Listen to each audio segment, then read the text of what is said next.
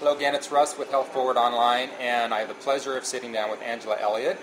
She is the inventor of raw gourmet meals in 5 minutes, raw vegan dog food, and the nut-free cuisine.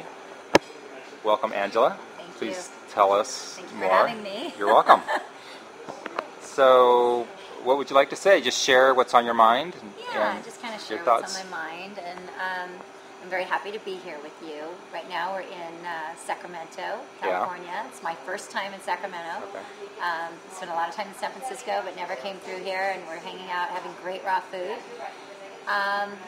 This is my book, Alive in 5, and this is about the gourmet meals in 5 minutes. Get it? Okay. Yep, I got it. All right.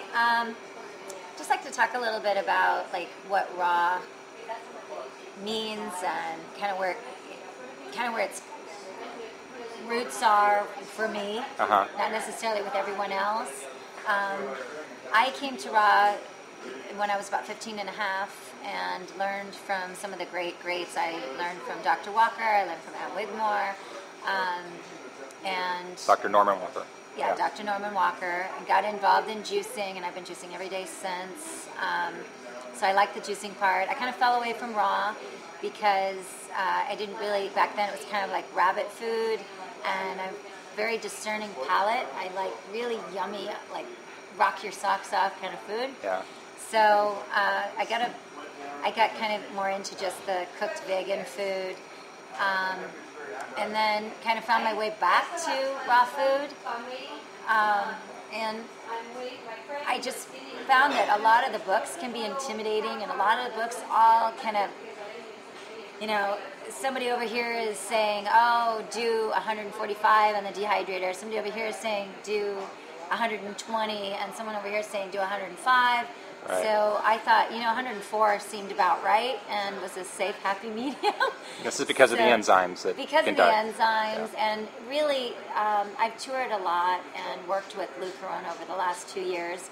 Lou Corona is an amazing man who's been raw for 100% raw, actually, for 37 years. Wow. And that's kind of hard for a lot of people to fathom, really get their minds around that and what that means. And he basically has discovered that the body tends to be cooked at 105. So, working with him, I kind of decided 104 seemed like really the thing to go with. So that's what I've been, doing. There's a lot of questions too, like whether you should dehydrate your food or whether you should eat hydrated food. Obviously, hydrated food is the best thing for you. But when you're starting out into raw foods, you want to have things like tostada shells, for instance, that are very familiar to you.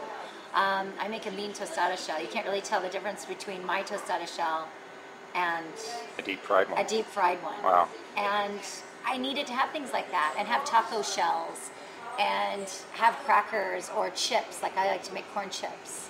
I have a huge garden, of 1,200 square foot biodynamic garden, and a bee sanctuary. So they come over and they pollinate, and it's great. So I have a lot of corn growing, beautiful, organic, biodynamic heirloom corn, and it's super sweet. And so we use all that corn, we just shave it right off the corn cob and make, fantastic, corn. What does biodynamic mean exactly? Biodynamic was actually invented by Rudolf Steiner. Okay. And Rudolf Steiner basically coined that, having to do with working with the earth in a special way, nurturing the earth. Crop rotation is very similar to organic, but it's a lot of crop rotation. It has to do with working with the moon phases. And if you look in like the Farmer's Almanac, you'll see even references to biodynamic. It's a very clean way of doing things like with using worm compost, worm tea. Okay. It's just a gorgeous way of farming. It's very sustainable. As opposed to, we have like kind of like Walmart organic going on all over. Yeah. Seems like all over the United States. Yeah. And it's so sad to see that, because the farmers aren't having an opportunity to really get in there and rotate those crops. And so you don't have, without rotated crops, you just have food going in the same, each different crops going in that same whole. Like, let's say you had all potatoes. Right, Well, then right. the next time you had all potatoes, and the next time you had all potatoes. And then you chose corn, but you kept putting it in the same areas. There's no time to really nurture that soil, really nurture that earth. And the whole idea is to get a lot of mineral action going on. We have had depleted soil as far as minerals go since even before 1920. So the last thing we want to do is contribute to that.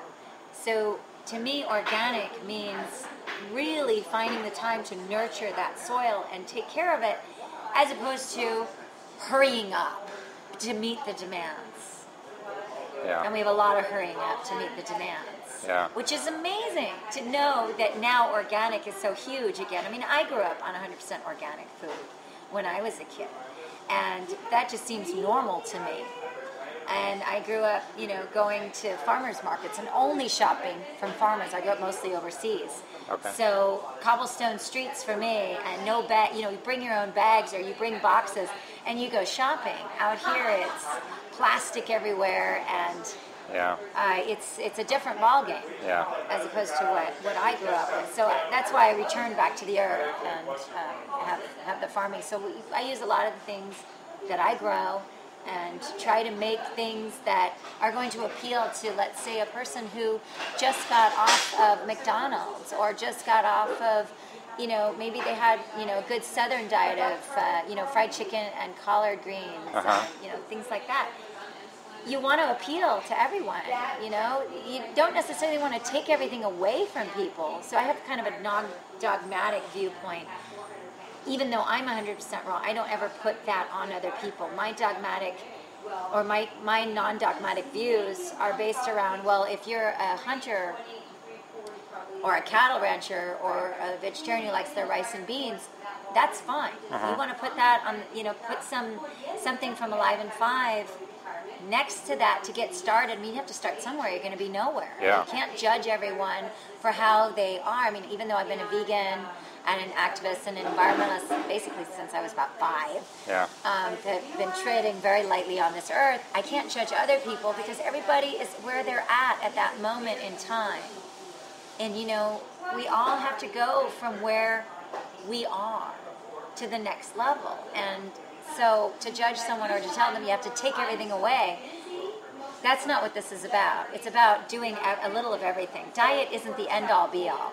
You've got to have good, for one thing, you really want to have good pesticide-free foods because you can't really clean the body on shopping at Costco. Right. But that doesn't mean that you have to immediately go raw overnight. There are stepping stones.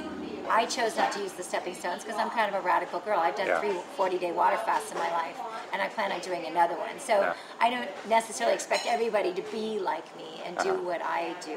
Just do what they do or do what you do and be at your own pace. And make it a joyful experience. Make it all about having fun. Because if you're in the kitchen and you're having fun, then you're not worried about, oh my God, if I don't eat this way, I'm going to get cancer, I'm going to get heart disease, I'm going to get diabetes. You can't be in that mindset.